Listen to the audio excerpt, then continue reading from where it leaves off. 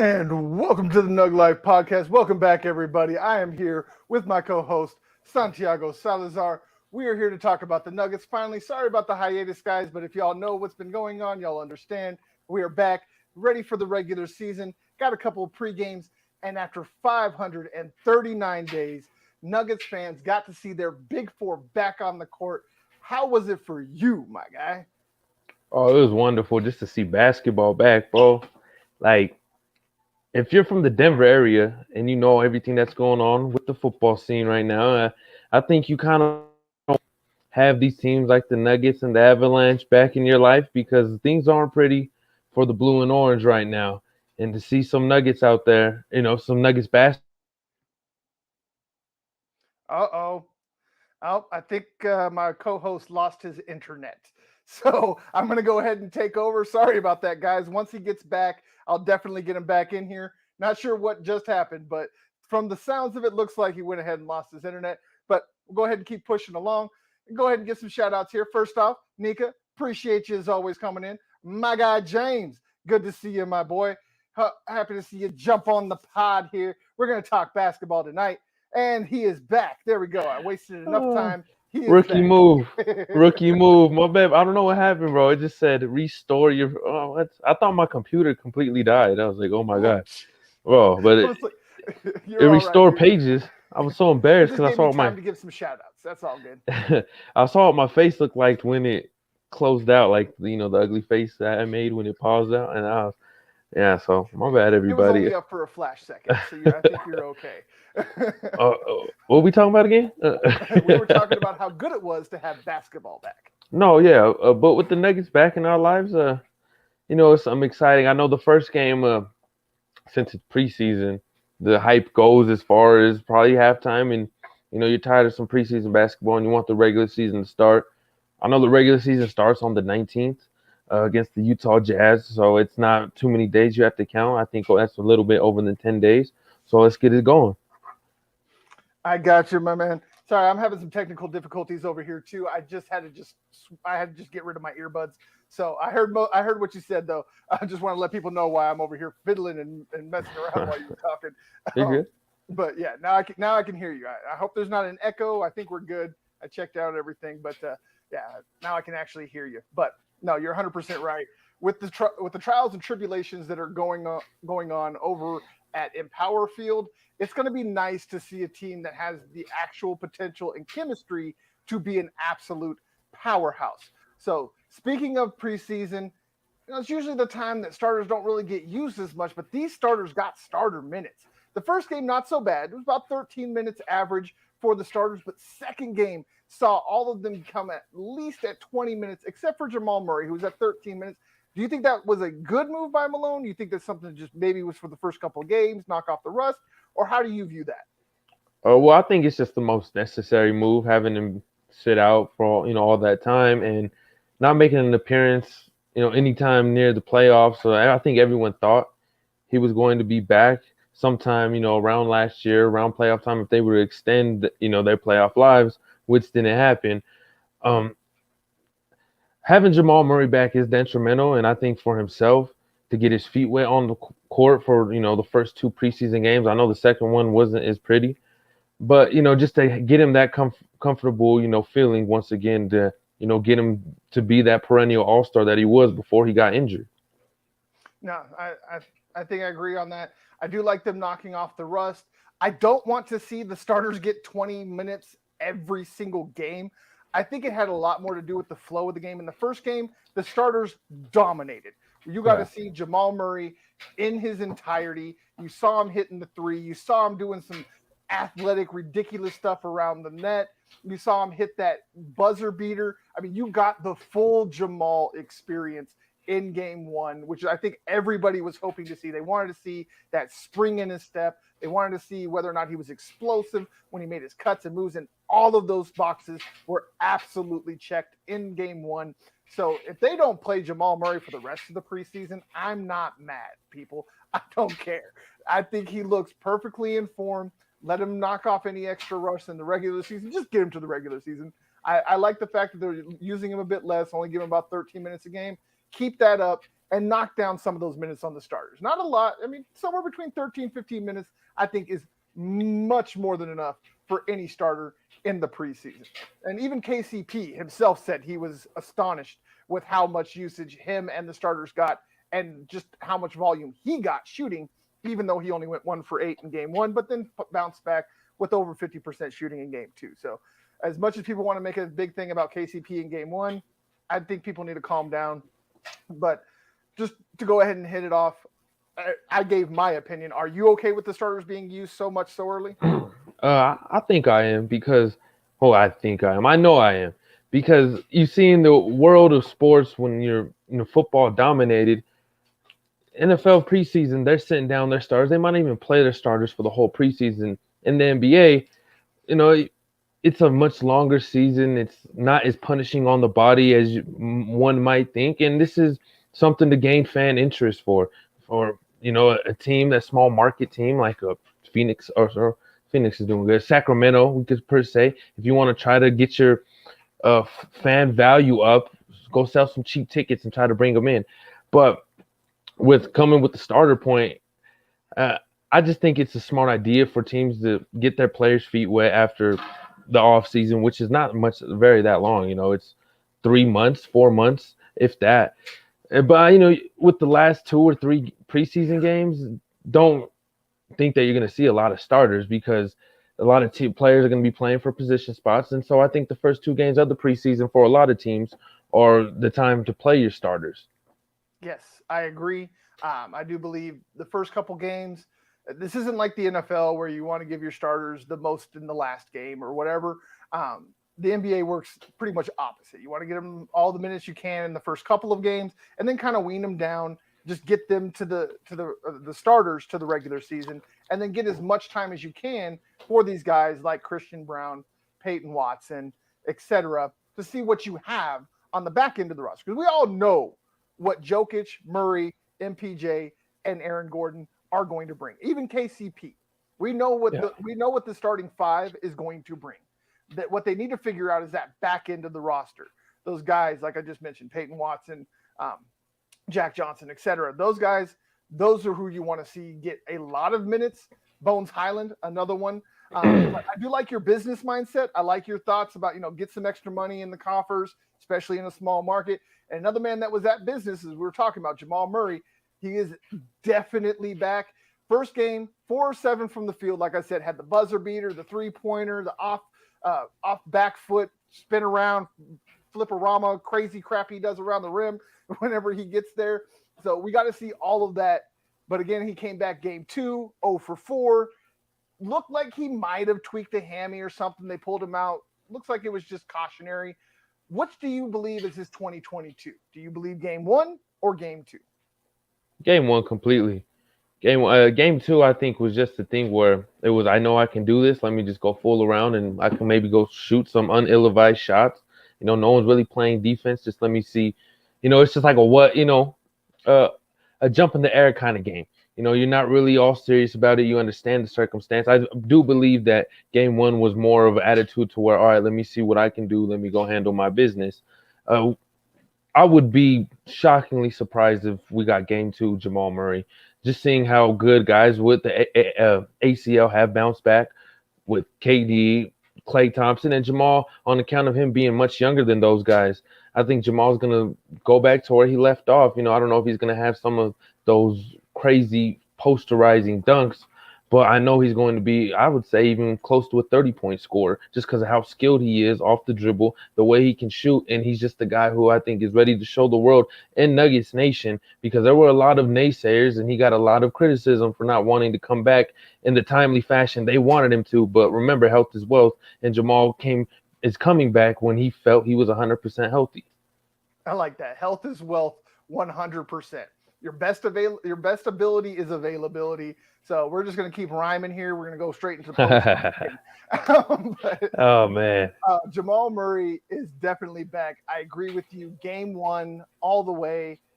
I see him averaging no less than somewhere between 23 and 25 points per game. MPJ is going to be doing that same thing somewhere in the 25-30 range. Jokic, 25-30. And then the rest of the supporting cast just got to throw in a bucket here or there. really all of the scoring is going to come from those three. Aaron Gordon's going to throw in his thing. KCP is going to do his thing on the outside. So everybody knowing their role, and Aaron Gordon even said it himself. He's like, I know my role. My role is to play above the rim, to be nasty, to be physical, to play defense.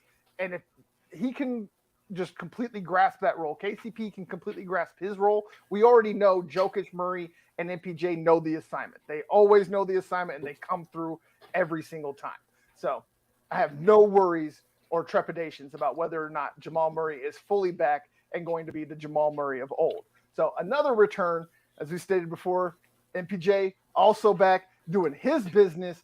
He's slapping it across the boards. 5 for 7 in game 1, 8 for 17 in game 2. Now, after being the leading scorer for starters in both games, is this MPJ's next step? Is this that step everybody's been looking for him to become that superstar?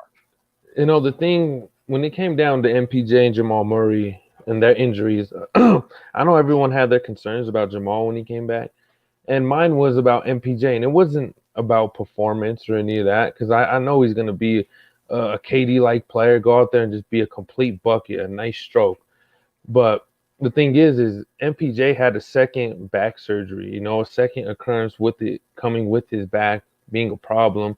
It's the reason why he didn't go first overall in his classes, because, the Nuggets stole him from, what he was projected to be, because he had back issues. Now, if MPJ goes back on the court and he has another back problem, I don't know how that's going to affect him in the long term. I don't know how long you're going to even, be able to use this guy. So the only thing that concerns me is MPJ's health. I know the back has been the thing that has bugged him and has actually held him from being the player I think he can, has probably been able to surpass right now. I think MPJ should be on a whole another level, probably one of the best players in the league. Imagine that, having Jokic and MPJ, but it's his back that has held him from being that kind of player. So, it's just the health, and it's the one that worries me the most if you're talking about MPJ and Jamal Murray.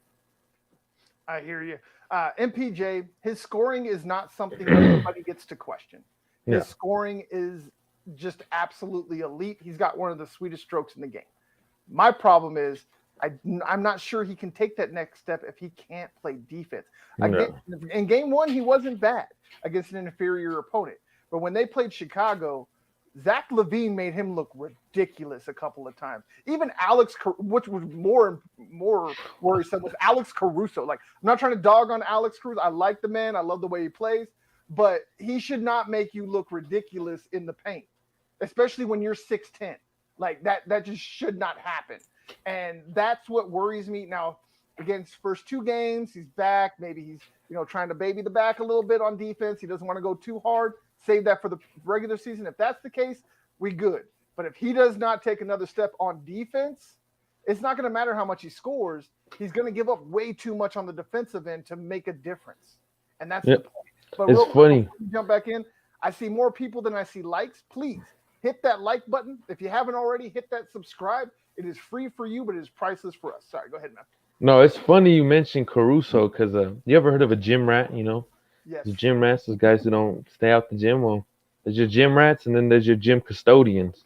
Alex Caruso is your gym custodian and a gym rat, I suppose, I don't know how a guy who looks like he sells, peanuts at a concession stand can dunk on anybody he wants without putting in work in the gym. So shout out to him. I wouldn't feel bad about being, schooled by Alex Caruso, because anyone that looks like that, they don't got natural talent. They worked on that. You know what I mean? Right. They worked on that. This is MPJ. Like, you're supposed to be a superstar. Yeah. Alex Caruso is a very good player. I want to be absolutely clear. I love Alex Caruso. He belongs in the league, all of those things. But when you're MPJ, you can't let an Alex Caruso make you look like a fool. That just can't happen. I mean, he might be able to get a bucket here and there. That's fine, but he can't make you look like a fool. Like, he can't be crossing you over and making you look funny. Like, it just can't happen. Yeah, he can't be making you look funnier than him. Exactly. He can't be doing that, bro. Exactly. 100%. So, yeah. So I think we're both kind of like a wait and see. Like, he definitely got the offense, as he always has. But we got to see him take that next step on the defense. to really hit that superstar Mhm. status. And when I answered your question, I think it's just the health that concerns me so much. Like when I come talking about MPJ, it's just people I don't think realize the level that his back, like the injury of his back, and how he's one injury away from not being able to play basketball at a high level ever again. They don't Right. realize how detrimental his the back surgeries he's had. I mean, it drops someone who can be a first overall pick into all the way to almost outside of the lottery. That doesn't Right. happen because of performance. That happens either because you have a lot of off the court issues or because teams don't want to take a risk on drafting you because of your health. And that's the case with MPJ. And so I hope God bless that he's able to stay healthy. I mean, the Nuggets are they're not stuck with him, but they gave him a good lengthy contract with him being in our future plans. So hopefully we can fulfill those with MPJ. I hear you. And I hope so too. I think that's what everybody's hoping for. But moving from superstars to super reserves, the bench is absolutely balling so far through 2 games. Zeke Naji led all scorers in game 1 with 15 points. Bones led all scorers in game 2 with 20 freaking 4. Jordan is averaging 9.7 rebounds and a block. Uncle Jeff has 18 points in just 34 minutes while shooting almost 60%. Man's unconscious. So can Nuggets fans count on this production going into the regular season? I think so. I really do. Now, is it on a consistency? That's what they got to work on a consistent basis. I think that's something that needs to be worked on. But to have some of these guys do this on, one guy do it one night, the next guy do it another night. Not every one of these guys need to be clicking like that on the same night, but just to at least have some of them have those type of games. So where we don't have to be looking like we were with the Warriors in round 1, looking who can be our second best player. We just have that supporting cast, dependable guys. So I was watching the Bulls game with Bones Highland. He was running with the second bench. And there was a play that got me on notice where it just showed him how multidimensional he can be and how much of an offensive threat he can be. He drives from the wing, hits baseline, and kicks it out to MPJ in the corner on a sweet dime, man. A sweet dime, and MPJ knocks it down. Now, if Bones Highland can be doing that all year round, I think we have probably one of the best second units in the NBA just because it's facilitated by a guy who is a precision passer, and not just that, he can be a knockdown scorer all from 3 levels. Yeah, 100%. And I think you hit the nail on the head when you mentioned Bones. They just need one guy to be absolutely consistent. If Bones can be consistently Bones, the bench will be fine because they're going to have those nights where Uncle Jeff just dunks out of his mind and decides he wants to put everybody on a poster, or the night that DeAndre Jordan feels 10 years younger and all of a sudden is playing above the rim again. They're going to have those nights, but the absolute key to that bench is going to be Bones. If he can be consistently good, he doesn't have to be great, just consistently good, and give the Nuggets somewhere between an average of 10 to 12 points, just an average, and then have those nights where he goes off for 20, 25 points or more. That would be all that the Nuggets need with their bench, because they're going to play defense. That bench is geared for defense. Bruce Brown is an absolute animal on the boards. I love the way that he played at all of his other stops, but I think he hit another gear with the Nuggets. These first couple of games, that man has been everywhere on the boards. Yeah, no, and the thing about Bones is he has to be good, but not too good, because then we're gonna have to pay him, and I don't know how I feel about that. We got 3 max contracts right now, Right. No, but That's get your money, Bones. I'm pretty sure we can find something. We'll work something out. I hope. But and if he does, because that's the bittersweetness of when you have that many good players is you can't pay all these guys, and sometimes they got to part their ways. But I'm not saying Bones is going anywhere anytime soon. But while he's here, be the best you can be, and I think that's what he's going to hit this year. With the minutes that he's going to get, he's not going to have all-star level numbers or points, but it's going to be because of his minutes, and I guarantee his per 36 is going to just look insane. Yeah. 100%. Him and Najee, I think, are going to be 2 of the most efficient scorers in the NBA, and they may even be fighting each other for the 6th man award if they both hit their full stride. Like they have legit talent. Man, that's crazy. I could see Bones in the 6-man race. But Najee, are you really? I mean, Najee has looked good. If he hits his peak. Like, I want Okay. to be clear. Like, just regular Najee, no, he's really good. But if Najee can take that next step, because he's been one of the most efficient scorers for the last couple of years in the NBA. If he gets Yeah. extra minutes and just really goes off with his size and athleticism and his range, I definitely can see him getting at least acknowledged and being in the race if he hits his peak. It's a big if. Bones, most likely. I mean, Bones definitely. You just look and watch the way he plays. He has all the talent to be at least the sixth man of the year, and if not, a starter on most teams. Hmm. But yeah, Najee's a bit of a stretch, I know, but I still believe he has enough talent that if he hits his full stride, he can. Hey, tell me if I'm tripping. Doesn't Zeke Naji look like Will Smith's kid, Jaden Smith? He do look like somebody put Jaden in a stretcher and just Yeah, moved him every direction. they got like that weird. I don't know what it is, man, with the cheeks though. They suck it in their mouth. Yeah, he's got the just that's what happens You when know? you that skinny, you that Yeah, big and bro. that skinny. Like Yeah, my fat self, I don't get those. I got these big old rosy cheeks and stuff. yeah, yeah. Those are skinny people problems. I don't know how that works, I used to be skinny, and then bro. Compared to me, you're still a twig. oh So yeah, I'm I'm very. not even gonna let Yeah, you. I'm not even gonna let you finish that sentence. my bad. I mean, like I'm like kind of like unathletic, healthy, skinny. You know what I mean? Like unhealthy and unathletic skinny. That's what I mean by it. You know, I like got you. I got that I full pad bod. So I look like a what is it like a keg for a skinny guy. Like it's just so weird looking, bro. And like I'm telling you, bro, like my body doesn't look good with a shirt off. dude, that's just like I had this friend, my friend Michael, growing up. He was always the skinny one of the group, and Yeah. like now he's got that big old beer gut. It's so hilarious. Like everything Uh, else is still skinny, but he's got because he works out in the oil field, but he's still got that big old gut. It's yeah, so bro. funny to. It's like, dude, So that makes no like the rest of your body is just like this big, and then your guts like this. It's like, yeah, and he bro. doesn't even really drink like that. So like, I don't even know. I don't know. Yeah, he just I don't know. He was eating those Big Macs, those new adult Happy Meals, you know.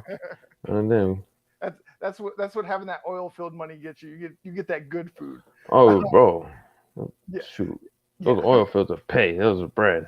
Those I are know, bread. I know. But since we're flying through these, this is a nice little topic I think we can get into. Nika can't wait to see them play the Lakers and the Celtics. Who are your top matchups that you can't wait to see? Oh, I think it's always the Warriors, Lakers, of course, because we don't really have we have a bitter taste when it comes to LA anything. I feel like so, and the Yeah, Lakers are they hold the realm of that. So always looking forward to play those LA teams. I know they're not a division rival, but they're in our conference.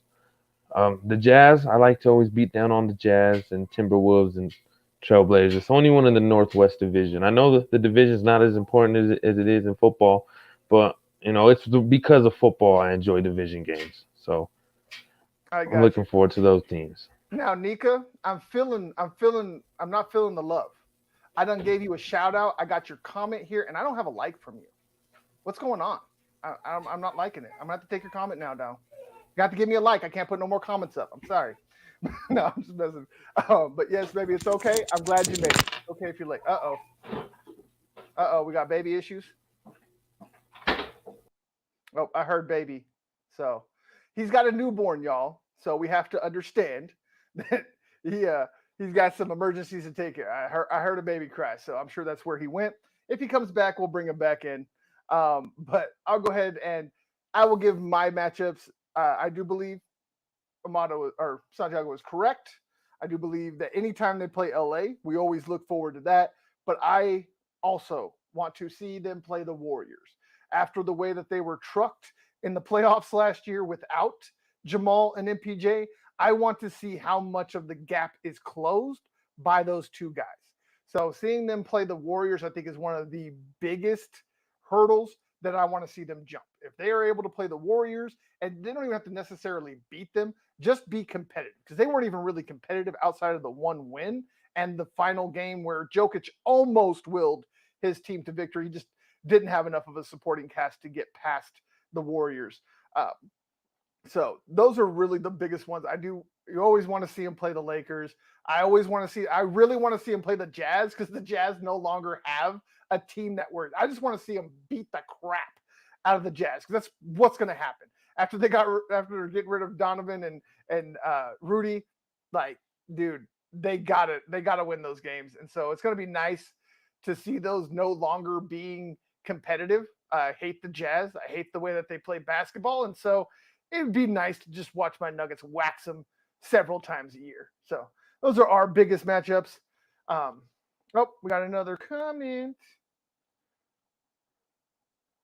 The next game is a preseason game, so toss up. Honestly, off the top of my head, I don't even know who they play next, but I will find out just so we can talk about it. They play the Suns on Monday. That could be interesting. The Suns are one of the best teams in the league. They're right up there with Golden State and the Nuggets, because I will put them up there at all times as long as they have Jokic on the roster. So it's going to be a good game. With it being the preseason, I don't want to really give a prediction, but if you put a gun to my head and made me, I would say probably not, because the starters aren't going to play much. And Phoenix, again, is a really good team. And the bench for the Nuggets is really still starting to mesh and learn each other, because there's so many new faces between the rookies and offseason signings. I see the Nuggets probably struggling for at least another game or two. Let's see. When can I see? Maybe October 12th against the Clippers. I think that's probably their best matchup coming up. We will actually get to see the Nuggets face the Warriors, as we have talked about, on the 14th. And actually, the two matchups I was talking about are back to back. The Nuggets play the Warriors.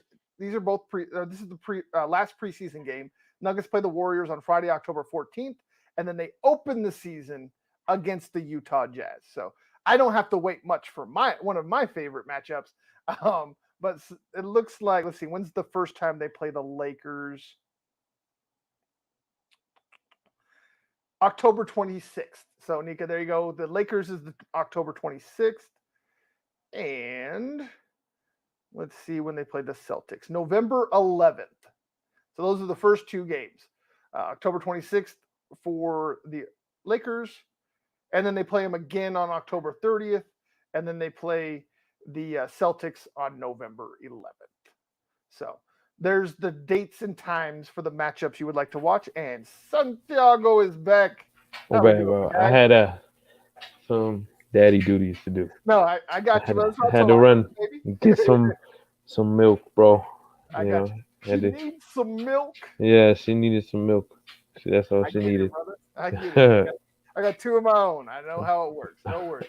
We all understand. At least I went and got the milk and came back. That's all I know. There you go. You came back. That's all that matters, my guy. That's all that matters. So while you were gone, I'm sure you heard me say I don't believe they're going to beat the Suns. Do you? I do. With all the turmoil that the Suns went through, I think a lot of teams are going to beat the Suns this year. I think it's just been a mental kind of thing that's going to be on the Suns for probably the whole season, with all the off season. And, you had Donald Sterling 2.0 as your owner, and you got, rid of him. And, Chris Paul's been, coincidentally been a part of both of those teams ran by very misogynistic people. And so, good thing he's out of the league. But, I just don't think the Suns are going to be what they are. I know DeAndre Ayton's having some contract negotiations, and if they can't, get a deal right, I know he might request a trade. So it's going to be something different. I think we've seen the peak of the Phoenix Suns of the last 2 years, unless, Devin Booker can just take it on to a whole nother level. I know he's on the MVP caliber level. They say he's one of the leading MVP candidates, but there's a difference between an MVP candidate and being someone who makes your team better. I know Devin Booker makes it look good and all that, but he could be an MVP good kind of guy who is on a team that has 35 points, and he only gets the MVP because you can't ignore the fact of how much he's scoring on a nightly basis. I just think he's would be of a stat patter kind of MVP kind of guy. I got you. More like a James Harden. Yeah, like a James Harden. That's the perfect comparison right there. You're not gonna really win when it matters, but you're gonna look good on the stat sheet. I know there was a lot of haters on Nikola Jokic saying that he might be the worst MVP in recent memory. I think that was a Nick Wright quote, and it's the stupidest thing I've ever heard. And He's the worst. the worst. But Devin Booker, if you want to go there, I would say Devin Booker would be the worst MVP in recent memory. And I don't believe that because there's no such thing as a worst MVP.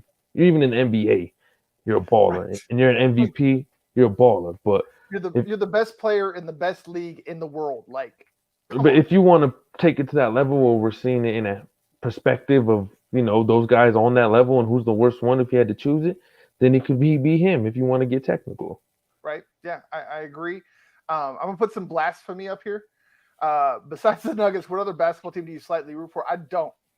I can't speak for Santiago, but I don't. I don't have Nah, any other. I root for players. Like there's certain players I will watch. Like I love Ja Morant. I'll watch him. Giannis Antetokounmpo. I love to watch him play. I'll watch players, but when it comes to team, there is no other team for me. I just don't. yeah. I'm You just know, like I'm built like that. I I- guess. I'm in the same boat with you. I follow a lot of players. Jaw's probably one of my favorite ones right now. Cade Cunningham, I like him in Detroit. But there's probably one team, and probably it's the main team that actually got me to start watching basketball, and it was the '07-'08 Celtics. Kevin Garnett, Paul Pierce, and Ray Allen, and when they actually started this whole, you see now teams nowadays have 2 to 3 superstars. Like that's mandatory if you want to be even a playoff team. As man, before it had to be if you want to be a championship. You saw LeBron copycat it. He had to do it just to beat those guys. You know what I'm Right. saying? And ever since that trend started, now it's like, shoot, man, you can be the Los Angeles Lakers. You look at them; they got LeBron, AD, now account of injuries, but they got LeBron, AD, Russell Westbrook, and they haven't been that good of a team this past season. Now it is because of injuries, but we can do another scenario with the Clippers, Paul George, Kawhi Leonard, and a couple. Serge Ibaka was on that team. They're not real superstars, all stars, but those are real top notch players at their position. Boston Celtics started that, man. They started all of that with KG, Paul Pierce, Ray Allen. Then they developed Rondo and had Doc Rivers as their coach. And they were just a trash talking team, hard nosed, probably one of the last hard nosed teams, dynasty, or not a dynasty, but real good teams that you remember before the league went soft. Yes. Now, if you want to talk about like maybe rooting for a group, that was a group I did root for. I will Yeah. say that when Kevin Garnett went to Boston, like I loved the way that I've always loved Kevin Garnett. I just love those dogs. He's Yeah. just one of those dogs. And like you said, he was from an old era where it was just rough and tough in the paint, and he was gonna fight you every single inch underneath that basket for every single ball that came his way. And so seeing him go over there teaming Man. up with Paul Pierce and company, that was beautiful to watch to see him finally get it, and then the iconic "anything is possible," afterwards. Oh, like Yeah, that whole team was just yeah. dogs. You just KG was a oh dog. Paul yeah, Pierce was a dog. Ray Allen is no, he's kind of soft. He got catfished by someone. I saw he got catfished by like a 40, 50-year-old man. yeah. You got Yeah. Manti Te'o'd. Yeah, he got Matt Tails, and it was Poor guy. awkward. I feel so. I don't want to get into it. Research Yeah, it me on neither. your Yeah, own time. that's but that's no, sad. but Rajon Rondo was a dog. Tony Allen was on that team, defensive Mhm. player or all first team all defense. Leon Yep. Poe, freaking like bro, Eddie House, like that team was Yes. just They from just top the to list goes bottom, bro. on. Yes. Top to bottom, that was just a team like you couldn't root against them. You I mean, probably hated them how can you because they have Kevin beat you. Garnett on a team that's not full of dogs? Like he would eat everyone else alive Yeah. if they weren't. Like you, that's the team that had to be around Kevin Garnett, and it just all worked out perfectly. So yeah, group of players. Um, that's one of them. The most influential Nugget player that caused the Nuggets fandom for mine. My first was a duo, and I'm old, so I'm gonna really predate Santiago here. What got me was Antonio McDyess and Dikembe Mutombo. No, Okay. no, no, no, no. All right. Yes, that's what got my heart. That's what got me. That was those colors right there. Huh? Yes, That was sir. those colors. Yeah, Yeah. I he's was rocking it. I was born way before that, like or before, way after that. Way My bad. after, Wait, yes. my bad. My bad. I got my words mixed. So yeah, I was born in. We were talking about it before the show. It was '99, Yep, which is just so insane to think. I know, You right? know, like even for myself to think that that's insane. But my duo, you know, and I'm gonna stay in that same season, '07, '08, but with the Nuggets, it was Melo and AI. Like I remember when Allen That's a Iverson. good one. Well, I remember when Allen Iverson came to Denver and everyone was so high. I mean, now in retrospective, when you look back, like that would have never worked. But when you're a kid and you're just like, you hear these names, you know, like sports to you is just nothing but names. You hear you got these Yep. guys and they're gonna be good. You know, you don't know the analytics or any of the technicalities of any of the strategies. You Yeah, just hear two these volume names. shooters on the same team. Yeah, yeah. You don't care about that. You just like, man, we're gonna go ball out. And I remember NBA Jam, baby. everyone had the Mellows, the Mellow Jordans. I remember that. That was a little era Oh, right there. those were tough. Oh, Well, Carmelo took everything over. Like there was a real honest debate who would have a better career, LeBron James or Carmelo Anthony. Now we all know whoever had a better career, but just to be in the same conversation as one of the top three greatest players of all time and LeBron James, and to be in the question of who's going to have a better career, and Melo was honestly having a better career to yeah, start because he was going to legit. the playoffs. Yeah. He was man, he was going nuts, but then LeBron just switched another gear and it's history. And the rest of it writes Melo itself. could just never get that super team. I don't know if it was, the way that he played, his attitude, whatever it was. He never really could create that super team. Like you could tell he wanted to, especially in New York. Like they really thought, like get Melo in New York. It's New York. Yeah, Other guys are gonna follow, and nobody did. Everybody followed LeBron to Miami. You know, yeah, and like there should be no blasphemy on Melo. Melo was a legit superstar his entire career, and he's still out here balling. I mean, he was still a legitimate NBA player last year. I wouldn't say he was still a superstar, but he was still a legitimate NBA talent out here scoring buckets. You know, yeah. so No, definitely. And with the thing with AI too is like that's two players right there who changed the culture of basketball. Melo yeah, with the cornrows and the tattoo. I mean, AI did it all together. There's none of these guys nowadays without him. But to AI have is the that, OG. Yeah, AI is what paved the way for Melo to yeah, be who he was. yeah, and then to have our version of, I wouldn't call it Shaq and Kobe or Jordan and Pippen, but have our version of like our own unique duo. Yeah, That it was, how could you not want that? And we didn't get the championships, we didn't get none of that, but we got culture out of it. And yeah, not to mention that was the year '07, '08. That was the Thuggets. So we just went down the list of the Celtics team.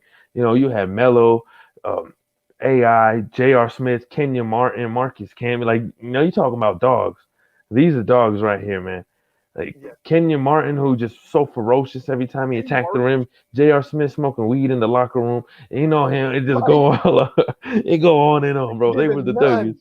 back when it was illegal everywhere. Yeah, He yeah, didn't give bro. none. So the Henny God, Jr. I don't care what Yes, anyone says. He won his ring with Cleveland. He had his little stretch with man. the Knicks. Yes, But at the end of the day, I think Jr. will always be a Nugget. yeah.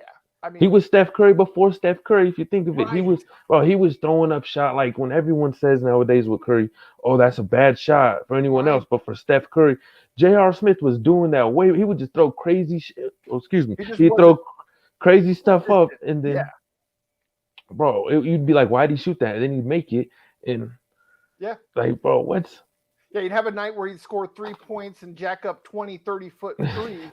And then the next night, he'd jack up the same amount of 30-foot threes and score 40. yeah? So, That see, that's the difference between him and Steph Curry. exactly. That was the difference between him and Steph. Yes. Steph Steph could is actually 40 do every it. night. He's Yeah. 40 every once in a while. Yeah, yeah. But I was hating on it because it brought electricity to the city. It Yeah, brought hype. I loved it.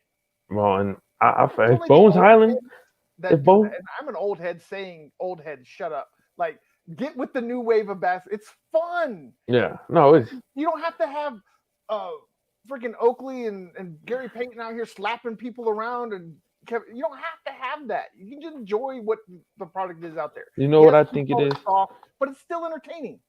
is people hate change. They hate to admit that your generation is better than theirs, or not just that, but hate to admit that the player from your generation is better than a player from their generation, and it just goes neck and neck when really you got to appreciate it. And they always go at you with the same thing. Well, if he was If they were glocking him up like that in the 80s, he wouldn't have scored none of that. But if you think nowadays, that guy couldn't play defense like that, Yep. so he wouldn't be guarding nobody up now, so Right. it That fool would have evolves. fouled out in like the first 5 minutes. So it evolves. The game evolves. The thing I think that bugs me is the NFL. I know they're making it safer and everything, and it's just with the head injuries, but I want some more physicality there. Like, not more of it, but they've taken a lot of it away. Things that are not even illegal Yes. hits or contacts are being called penalties, and especially in college, like you can't even. A good tackle is considered a dirty hit, I guess, nowadays, and it is kind of frustrating. I know, going off track here to football, but we were talking about the game I changing. can see That's the that. only thing that bugs me about with things is the softness that football has kind of received. I got you. But I mean, it goes along that same line that you were talking about. It's about we're a little bit old heads. We Yeah, like that old school football, I'm just not like an old head. I got an old head mentality, but I ain't an yeah. old That's head. what I meant. So like you got that old head mentality on that aspect. You're definitely not. This I got man, black heads, but I ain't an old head. yeah, I'm exactly. just playing. There's a I ain't got no 15 black year heads. gap. Just to be clear, there's a 15-year gap here. But you got me up. Hell no. But no, for real. Yeah, you're 100% correct. Let's go to the next question here. Who was y'all favorite Nugget coach? Malone. Like, I know it's recent and you can call it recency bias. There's some other good coaches back in the day, but Malone has been the Hmm. most consistently good coach the Nuggets have ever had. I'm gonna say Bill Hanslick. Because Good one. anyone who can coach that bad, like, yeah, do you know what Bill Hanslick's record is? It's like I have el- no idea. 11-71. Like, 11 and he was 71. so terrible. And anyone to coach that bad, and then to go be an analyst, talking about all the ins and outs of the game, but he's sitting there and he has the worst coaching record in NBA history. Right. Like, man, let me Google you What real is it quick. about people that fail in Denver and then go on TV? Because Dan O'Dowd did it Yeah. in baseball. Like it seems to be like if you suck in Denver, just go to Oh, ESPN. They'll give you a job. what pisses me off is you talking about players and coaches who were but they were trash. They were nothing while they're in their playing days or coaching days, and then they go on analyst. The one that pisses me off the most is Dan Orlovsky. Thank He, you. Oh my God. That was the bro, first name that popped in my head. You are the only other bro, person that has just ever said that. And man, thank you. man, Oh I my remember Mr. that, Step out of the back of the end zone. bro. And then And he's had over the there. gall to try and go after Jimmy Garoppolo for doing the same thing. Bro, he pissed me off because there's this Keyshawn Johnson, and Keyshawn Johnson's like arguing with him, and Keyshawn's just, hey, well, check this out, Dio. Hey, Dio, man, what the hell you calling him Dio for? Right? And it ain't no, he don't That get no boy has damn no street nickname. cred. None. That's Dan Orlovsky, Yes. Polish style. You know what I mean? You better get, Right. and you better He's so white and recognize who that Polish. is, Come on. man. Oh, and I'm he's the less white worst. than that. I'm Irish. Bro, he's the worst, bro. Oh, and he just because we're on. I don't even know what the first original question was. To be honest, I don't even know how we got here. But that, Who was your favorite head coach? And this is where we went. oh, but all seriousness, I would put it on Malone or George Carl because I remember George Carl. There was a time where George Carl's a good one. didn't he like Literal good. coach with why he had beat a stage of cancer or whatnot? Didn't he go? I Yes. can't remember if that was true or if that was him. I'm pretty sure George Carl fought cancer. I will double Yeah, check to so be I sure, think but he I'm had like throat pretty cancer or something. So anyone sure. to Some crazy stuff. do what he does at a high level and to do it while you also got some personal stuff going on in Yeah. your personal life. Ocular melanoma in his eye. Oh, in his eye. All right. Yeah. Damn, That's terrifying. That's the one like people ask you those weird questions like what's the one sense you can't lose? I can't lose my eyesight. Like that, oh, if I went blind, I don't know if I would survive. yeah. I enjoy the beauty of the world too much. I feel you on that 100%. I could go. Without smelling anything. I don't know. I could probably. I I don't mean, know if yeah, I you could. don't get the good smells, but you also don't get the bad ones. So, I mean, there's the trade-off there. My Uh, thing, that's how I see it. I mean, taste might suck. oh, that Eating would might suck suck, but you're completely. gonna be I skinny. could. You're gonna be really skinny. No more beer belly. we Yeah. saw that with COVID. You can't smell or eat. No. You Well, no. can't There smell or would taste, probably. don't eat. There would probably be a beer belly because I don't know anyone who drinks for the taste. I know they just drink for the film. So There you go. You can they drink just, whatever you want. until No bad, no burn, no bad taste, bro. uh, I'm You could be trying. the pro at the party, just downing everything. Would you want to be like lose your hearing? That's a scent. No, that's not a scent. I mean, that would Yeah. kind of suck, but I think I could survive through that. I mean, I do love my music, obviously. I mean, I do this for a living, Yeah. so losing that and not be, probably going mute or can't really talk when you're deaf because you don't hit your levels and stuff. So Yeah. that might be a challenge, but I think I can make it through that. You know what I'm saying? But being blind, like I don't know how people do that, man. I mean, I guess maybe if you're born that way and you don't know any different, but having eyesight the way that I had my whole life, man, that would kill me. That's I one think thing. you're spot on with it. Like with people being born with it, they know no different. I think you now the ones like it would just really suck is if you've spent at least half or a quarter of your life just with vision, and then next thing you know, you just completely can't see nothing. That would make the circumstance just as bad. Like you know what I mean? Make you feel empty inside as a person. Because if you're born with it, you just that's how you. That's nothing. What you Yeah, not, you don't know anything else. yeah, you don't know no better. So For lack of a better phrase, you don't know no better. So you don't yeah, know what you're. It's like when you're a kid and you're poor. Like you don't know you're poor until you go over to the rich kid's house, and then you're like, oh wow, this guy's got cool stuff, and I don't yeah, have it. yeah, Then you yeah. go ask your mom for it, and then she lets you know why because you're poor. Mm. You just summed up my childhood.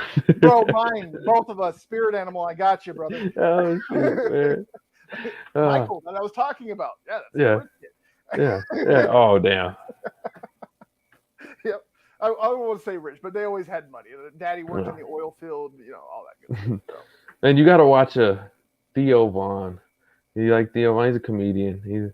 He has I this little think I bit. remember the name. I might have to see the face to be He's sure. he's a country guy, and he has this little bit. He's like he's talking about white privilege, and he grew up poor and everything. Oh yes, that guy. I know. Okay, now I see his face. Yes, he's hilarious. He was Yep. like with the part. He's like all my friends at school be like, man, you got white privilege, or you did this to us.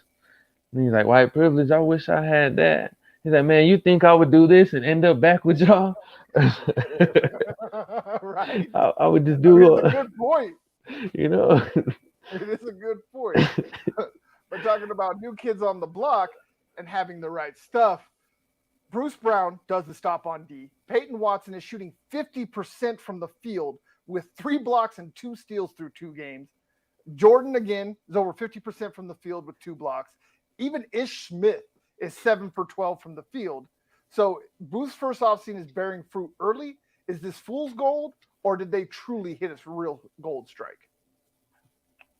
Peyton Watson, I know we're probably gonna stash him for I don't know how long during the season. He's on a two-way, isn't he? He's on a two-way contract, isn't he? I do believe, yeah, he got one of the 2 ways. Yeah, so he'll I know he'll spend a lot of time in the G League just because how young he is. He didn't play a lot at UCLA this his freshman year, and it's the most necessary thing to do. It's a no-brainer to go stash him over there and let him play and put up some numbers and develop. And when the time's right, when a guy like DeAndre Jordan's gone, or a guy who's Zeke Naji, maybe you don't fully agree on a contract with Naji, then you bring up Peyton Watson. You always have that guy stashed. So just in case anything happens where you got to let go of somebody, you still have that guy right there. And I know Peyton Watson is the type of player who can develop his game off the charts. I think he's going to be like a Tony Allen kind of player. And in this day and age of basketball, where development and shooting from distance is key, I do see Payne Watson developing and probably having the potential to be one of the best two-way players in the league.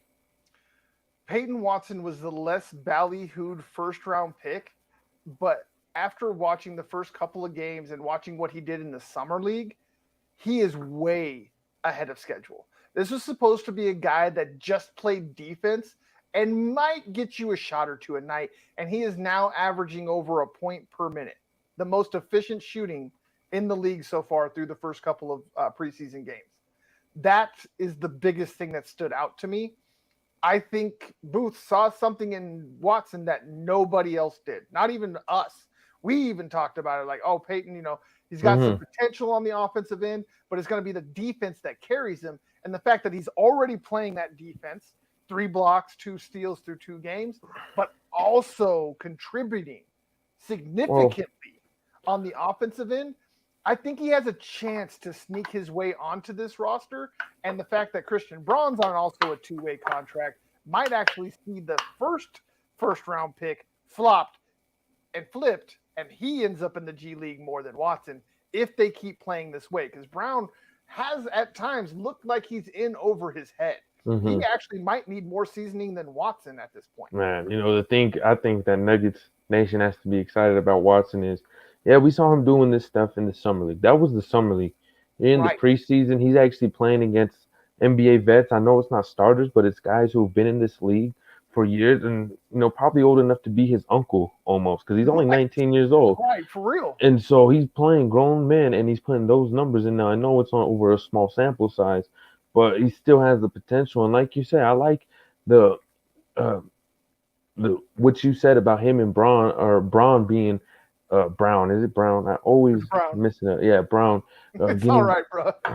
bro. I don't know who spells that name like that, I but did, but I digress. I got you, brother. but Brown, he will spend more time. He can, it can be a flip flop like you said, but I think that's going to hold Watson back from, playing over Brown is the offense. I think the Nuggets need to emphasize their offense more, at least for a second unit. I think they have all the defense they want, addressing the issue, bringing in KCP and Bruce Brown, guys who are perimeter defenders. And DeAndre Jordan, who at times are a good rim protector. I think the Nuggets just need a little bit more offense. And Brown hasn't been the prettiest stroke, but I would trust him being more of an offensive threat than Peyton Watson, at least for now. Yeah, I mean, you definitely don't swap Watson for Brown. No way, no way, no way. For it, really, for anybody in this group of Brown dang, my brain just went dumb. Bones Highland, Zeke Naji, or Bruce Brown. Those 3 guys, there's no way. Now, when you're talking about the end of the roster, Jack Johnson, Christian Brown, I have no problem if Watson continues to play like this. Now, again, it's his first 2 games. He's playing at the end of the games where it's against, the back ends of other teams' rosters. So you do got to take that into account. But if his minutes continue to increase and he keeps playing with the second team and maybe even gets some work in there with the first team against some other starters and he's still playing at the level that he is, I could definitely see him playing his way onto this roster just simply because he's been so consistent and probably the most consistent of the rookies and the new free agents from the summer league into this preseason. Yeah, no, definitely. And it might be maybe a flip of a coin, These It guys might be. both, they both bring needs they both bring needs. Yeah. Brown with And his there is offensive. room on the roster for both when you really break it down. Yeah, I mean I gotta find the roster. Do you have the roster in front of you? I do Well, not, but I let will me pull it see. up. That's something because I can see these guys if they don't make I don't know. Because if they're under contract, how does that work then? If you're on with a 2-way, they can send them to the G League. If they're under Okay. just a regular contract, then there's Do nothing. you gotta They're yeah. on the roster. Yeah, so the two Um, way is pretty much saying like you're practice squad eligible. Essentially, yeah, if you want Yeah, to go cross sport, that would be a good analogy. yeah. All right. Um, But let's see here. So I got the roster in front of me. I mean, looking at so you got the starters. You got Contavious Caldwell Pope, Nikola Jokic, Aaron Gordon, Jamal Murray, and MPJ. Then you have the backups are going to be Bones Highland, Jeff Green, DeAndre Jordan, Zeke Naji, and probably Ish Smith. I see that Chanchar. Next time. Yep, Chanchar's Chanchar's there. there. He's Kelly. either got to be on the roster or they're going to have to cut him. Yeah, I would see, I could see Chanchar. Like Yeah, if we're talking about names who've been here for a little while, I could see yeah, he's Chanchar got the going. trust of Malone, things of that nature. So Colin Gillespie's obviously hurt. Most likely not going to be starting the season anywhere other than on the injured list. So yeah, I mean, it's going to really be those last couple of roster spots are going to be between Peyton Watson, Jack White, and Christian Braun. Those three are going to fight for the bottom two roster spots that are going to be left available after the Chonchars, the Highlands, and that of the bench. So definitely watch the rookies. They're going to be the biggest storyline to watch because everything else is set. The starting five is set. The next at least three guys coming off the bench is set. So the biggest storylines you're going to want to watch over these next couple of preseason games are what do the rookies do? So watch to the end of the game because you're not really going to see the rookies at the beginning of the game. It's going to be in the second half, maybe towards the end of the first half. So make sure you stick around and watch those minutes because it is preseason. It might seem boring, but that's the moments that you glean what's going to happen on the back end of a roster that the top end is already set. I could see those last couple preseason games, like at least probably the fifth one, because only 5 they're playing, right? Yes. Yeah, so that fifth one, I can see a lot of rookie play. At least some of those guys get 30 to 40 minutes, even. A lot of that last game they're going to play a lot. And if you're the one of those guys playing almost 40 minutes in the game or 30, I would be worried. If you're not at least on the two-way deals or whatever, one of these young guys. But if you're a Chonchar still playing those minutes, or a Devon Reed, which I don't see Reed on that kind of level where his tenure with the Nuggets is jeopardizing. But I do see Chonchar. He's a guy who doesn't really stick out, a big name. He doesn't really pop out on the screen when you're watching the Nuggets. Like you said, he does have the trust from Malone, but I do think that there's way more better talent on this team. And if you got to cut ties from a player, I would think the best one would probably be Chonchar right now. Yeah, and also, I mean, that's $2.5 million off the salary cap too. Yeah, that's one of the bigger salary cap dumps you can make, and probably be the least abrasive to the fan base. Like, I know that there's some parts of the fan base, especially the Spanish part of the fan base, that would probably be a little up in arms about it the way that they were with Juancho Hernan Gomez when he was traded. So there might be that small bit of the fan base, but overall, I think that would be probably the quote unquote best move. I'd hate to see Chonchar go, but if it's the choice between Chonchar and a balling out Watson, for instance, I'm gonna take Watson. There's just so much more of a ceiling there and I would want to see what Watson does against real competition. So yeah, if there's a situation like that, I could definitely see Chonchar being on the chopping block, or maybe even a trade chip. Well, you look at the numbers, over 70 games played with the Nuggets, he's only averaged 2.3 points, shoots 33% from the field, or 3-point land, and he doesn't really do much outside of, being just a hustle guy. Specialist, yeah, he's a defensive specialist. He's a Draymond Green light. Like super light, yeah. he's old, geriatric, about to retire. Yeah, like watered down completely. Yeah. So yeah, I think we can agree there. It's got to be a choice. Let Chonchar go. And I think it's a perfect place to leave this. Go ahead and get the chopping block to Nug Life. Had ourselves an awesome show. We appreciate y'all showing up, showing some love. Keep that coming. We're at over 4,400 followers on Twitter. Let's keep that racking up. We're getting close to monetization there. Got to get on over to YouTube. Y'all need to subscribe us up over there so we can get monetized there. All the links are down in the description. Make sure you hit them. Go ahead and follow my guy here. His Twitter's right there at Amato_is_Ballin. Make sure you give him some love right there. Yes. Go ahead and over there. He'll give you some good content when it comes to basketball and other things. And for the Nug Life podcast, the answer is 42. Don't question the blue.